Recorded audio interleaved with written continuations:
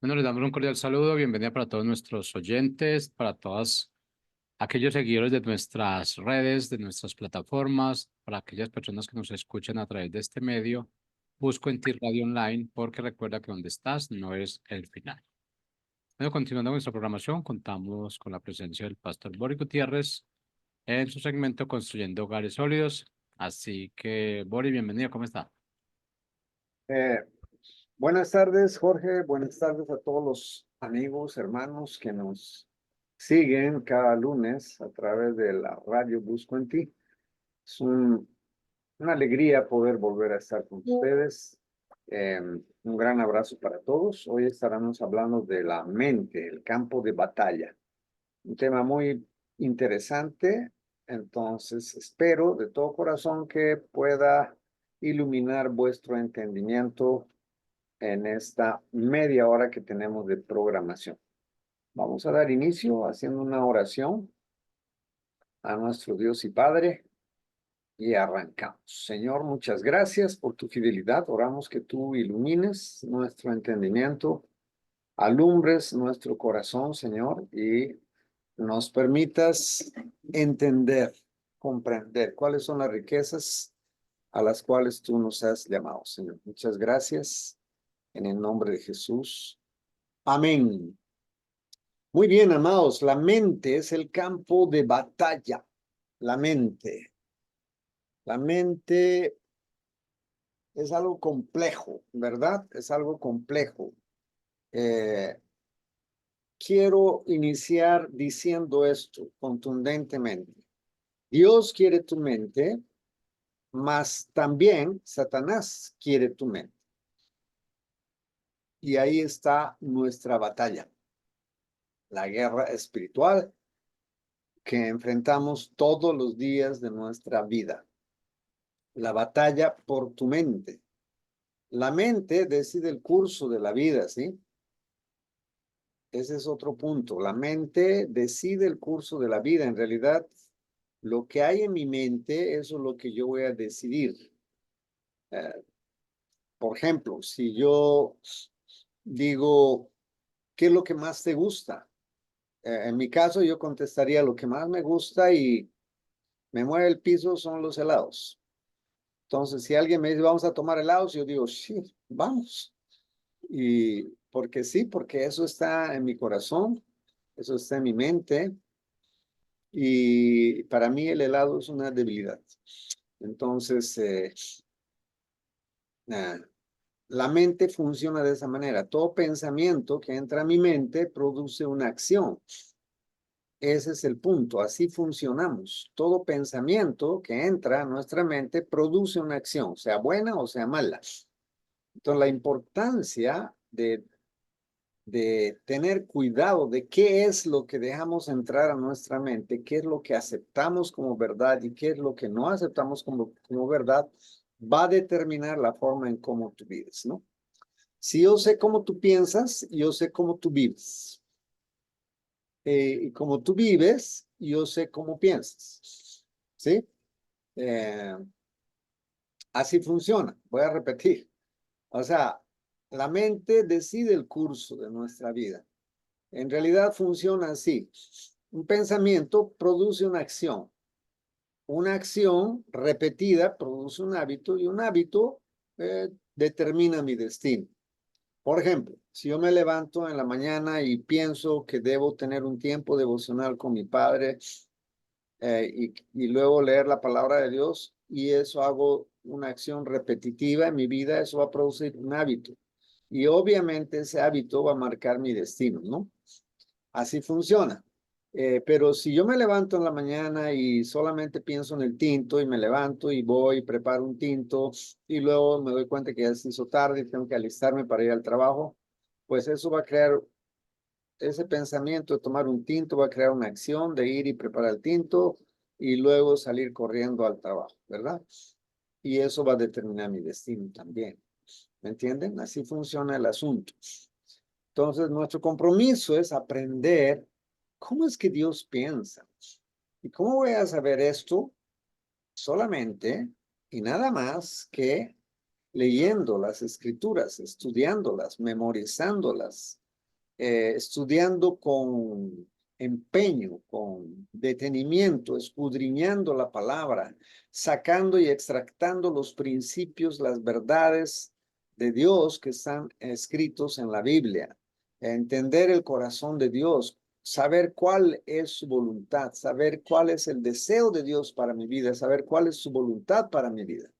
Y en todos los casos yo debiera determinar de la manera en como Dios quiere que yo obre con respecto a los asuntos diarios de la vida. ¿Sí? Mis respuestas siempre debieran ser de esa manera. Nunca se apartará de tu boca este libro de la ley, sino que de día y de noche meditarás en él para que todo lo que hagas prospere. Nunca se apartará de tu boca. O sea, lo que hablas, lo que piensas, debiera ser de acuerdo a la voluntad de Dios para que tus acciones sean aprobadas por Dios. Esa es la idea. Como cristianos debíamos apuntar a vivir de esa manera, ¿no?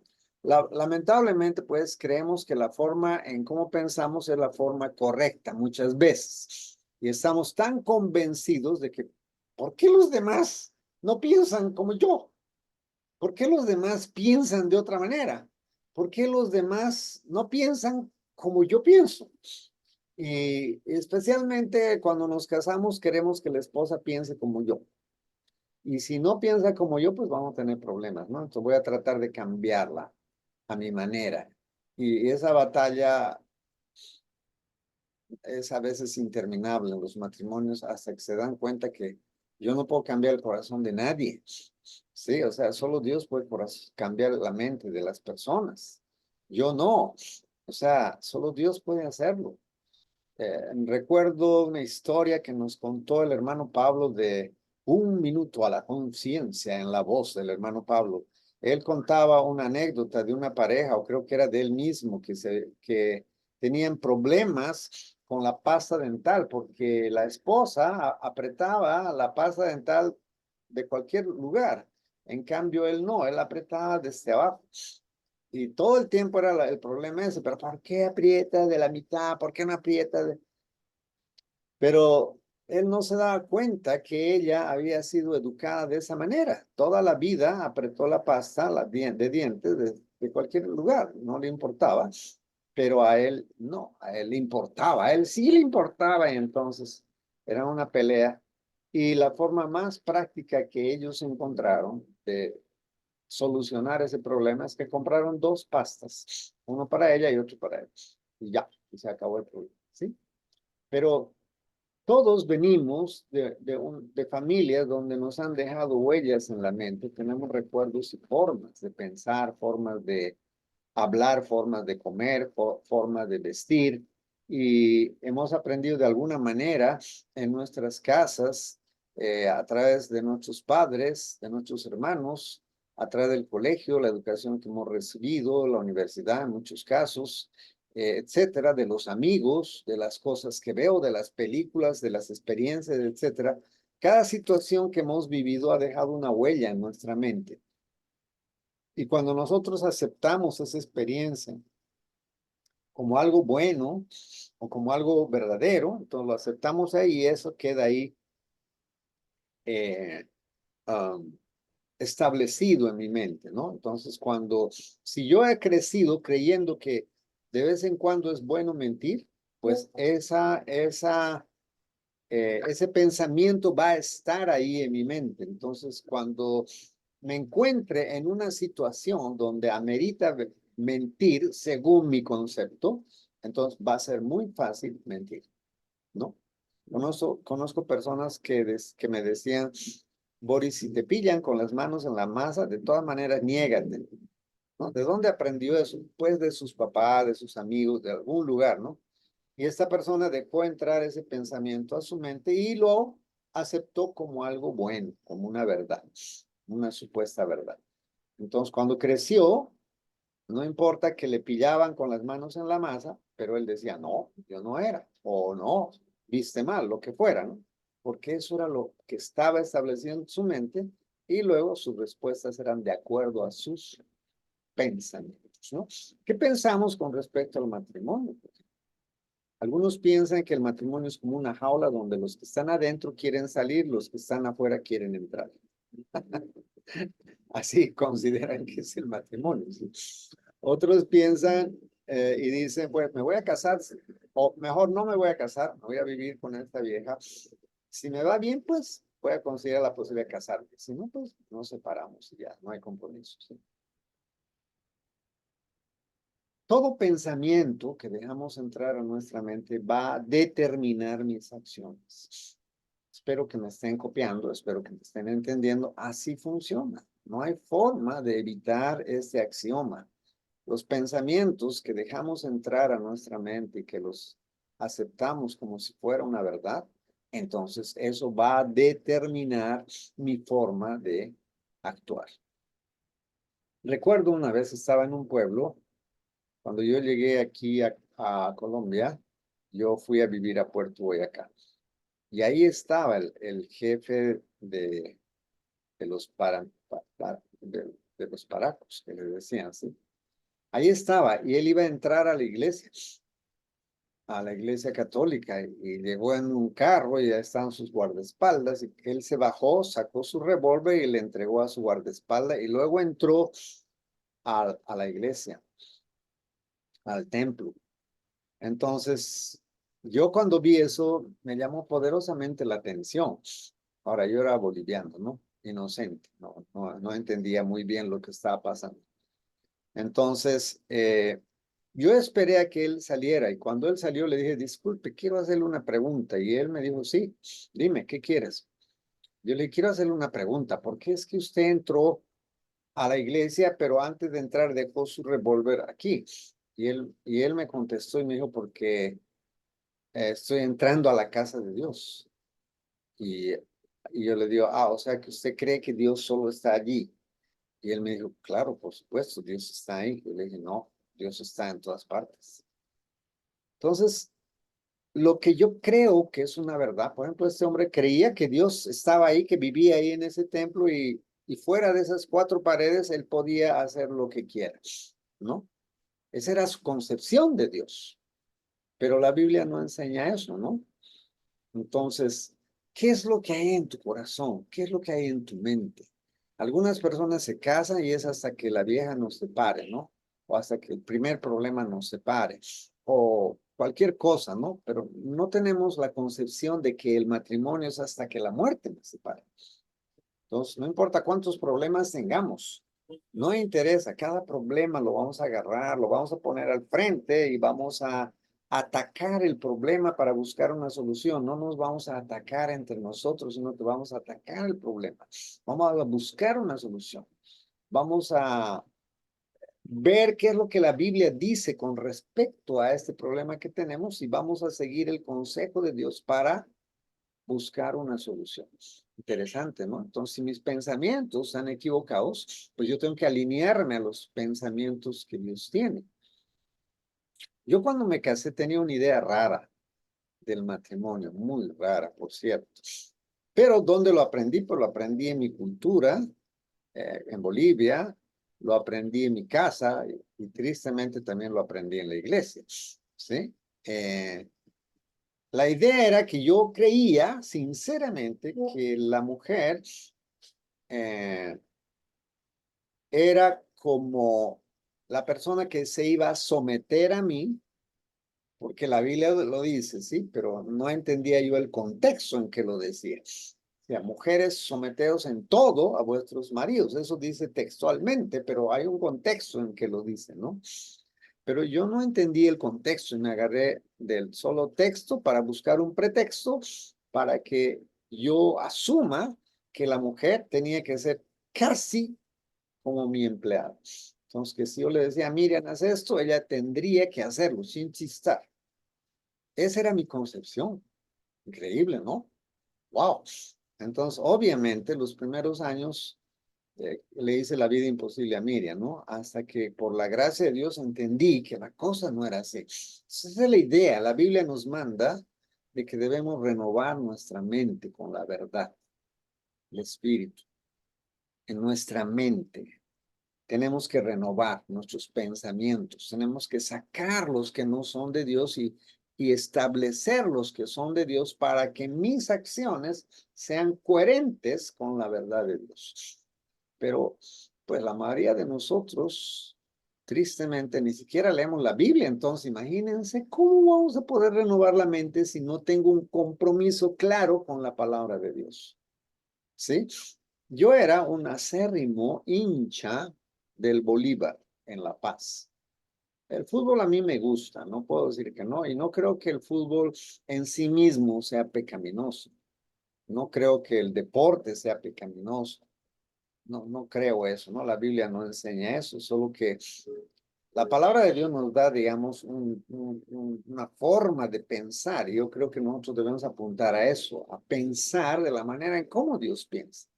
Pablo dice que el ejercicio físico aprovecha para muy poco, pero el ejercicio de la piedad para todo aprovecha.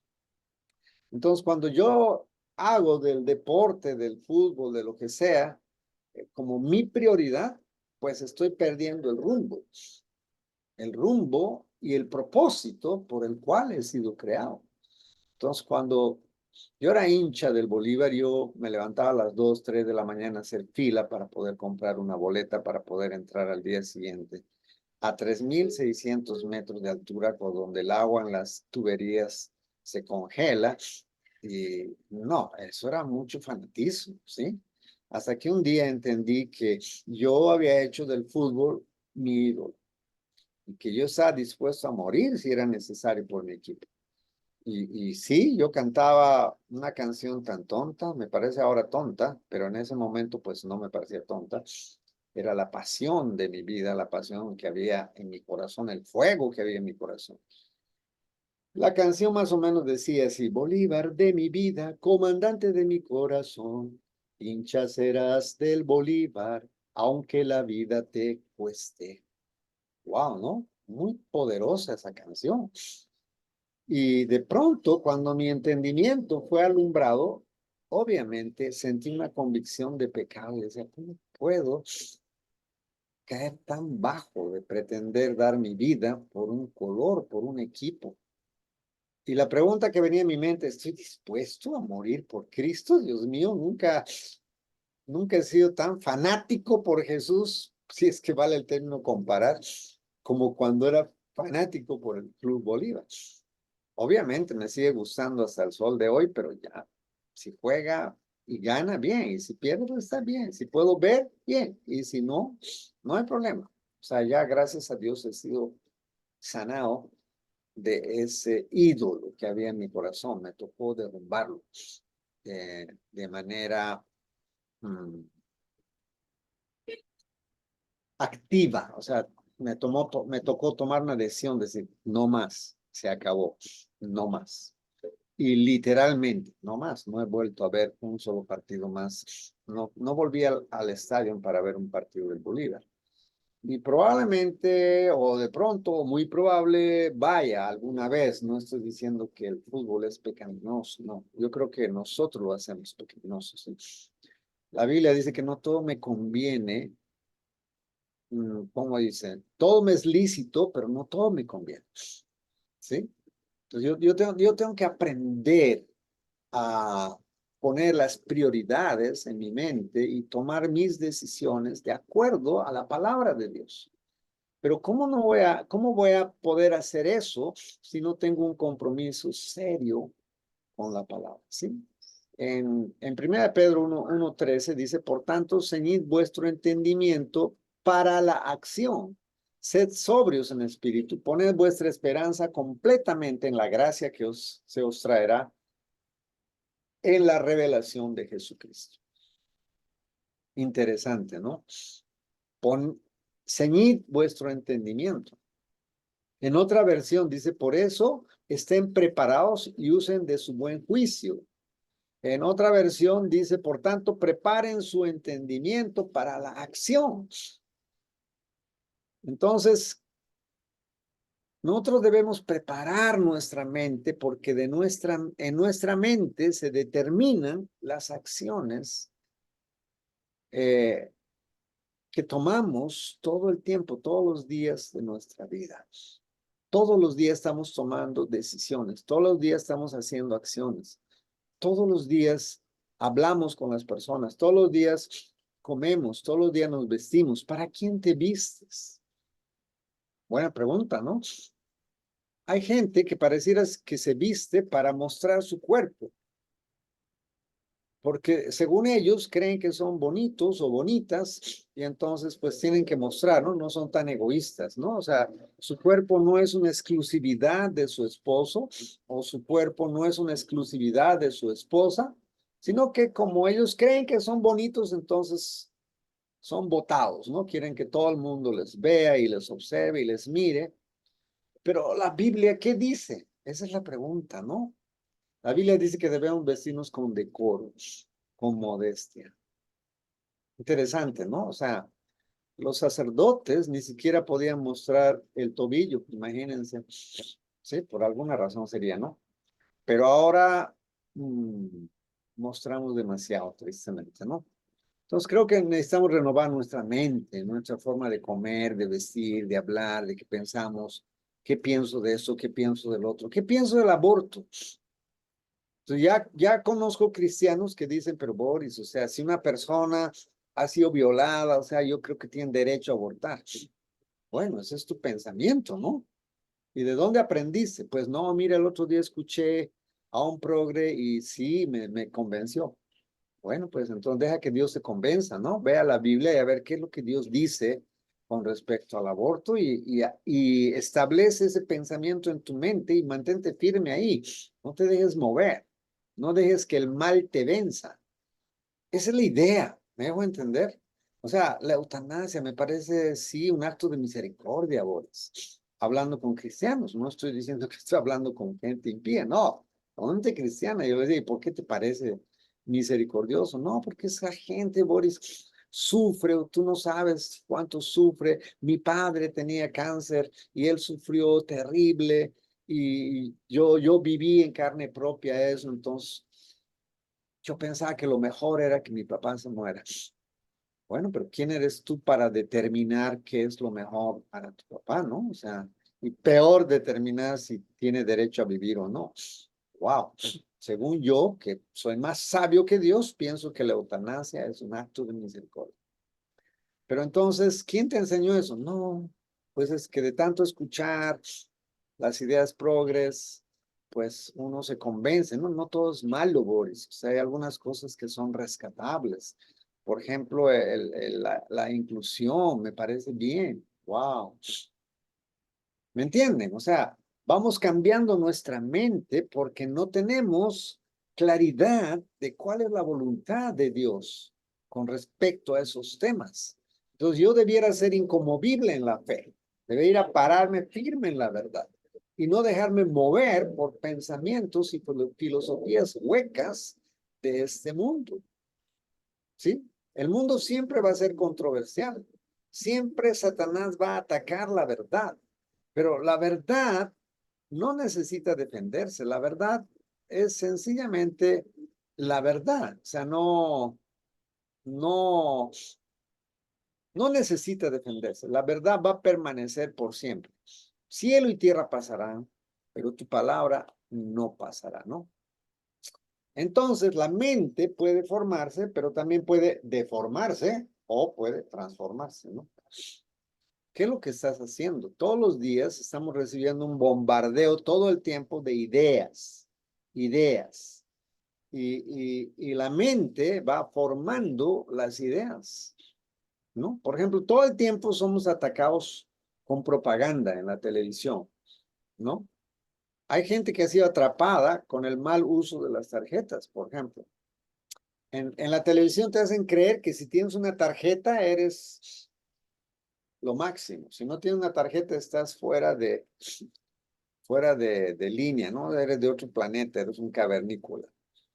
Tienes que tener una tarjeta, ¿no? El punto es que la gente no sabe manejar sus tarjetas. Ese es el punto. Y en la televisión te hacen creer que es fácil. Dice, oh, mira, quiero una moto. Ah, sí, pasa la tarjeta y la moto aparece en tu casa. Pero nunca te dicen que cuando compras con una tarjeta, el precio de la moto se va a duplicar.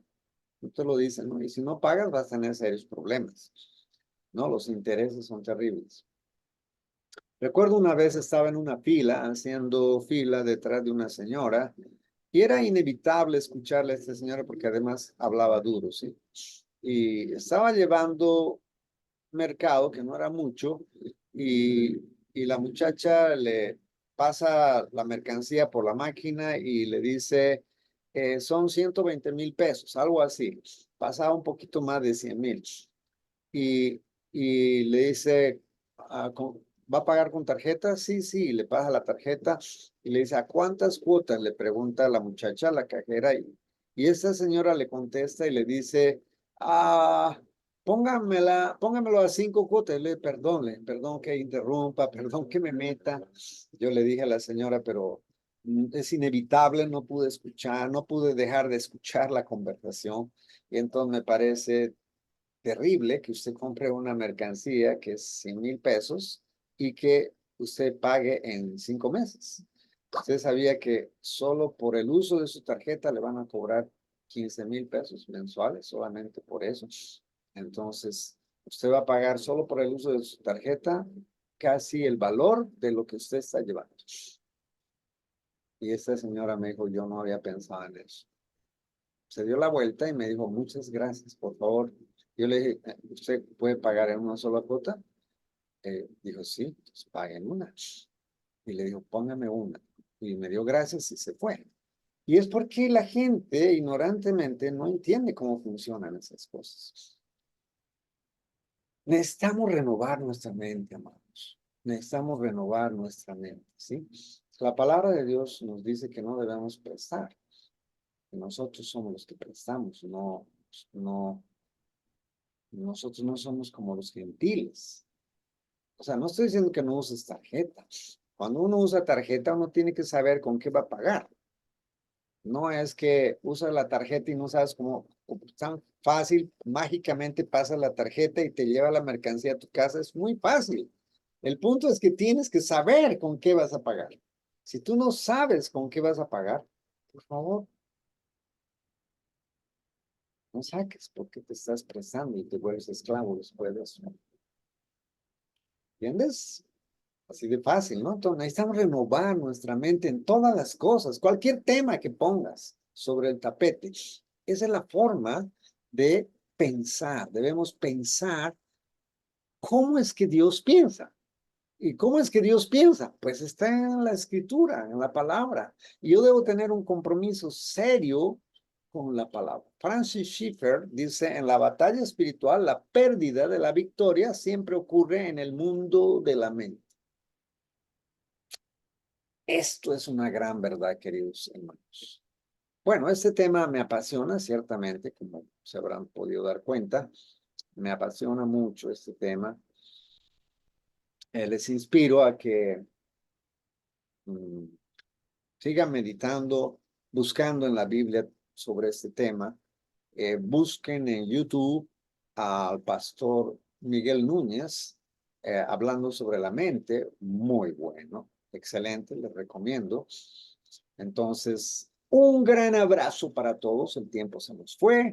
Muchas gracias. Que Dios bendiga vuestras vidas. Dios salve a Colombia. Un gran abrazo para todos.